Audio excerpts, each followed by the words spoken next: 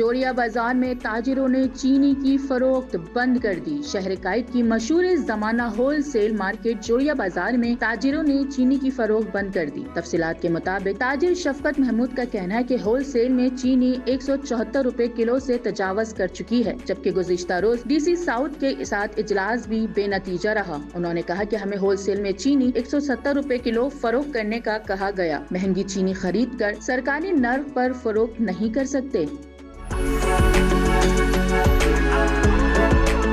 इससे कबल sugar mills association ने दावा किया कि तमाम मिल्स 165 रुपए फी एक्स मिल पर चीनी फराम कर रहे हैं। मुल्क में वसत नवंबर 2025 तक चीनी के वाफिर स्टॉक मौजूद हैं। अपने बयान में एसोसिएशन ने बताया कि हुकूमत के पास इंतजामी इकदाम सप्लाई चेन मुतासिर हो रही है। अब बेहतरी आने पर चीनी की सप्लाई मामूल के मुताबिक जारी है।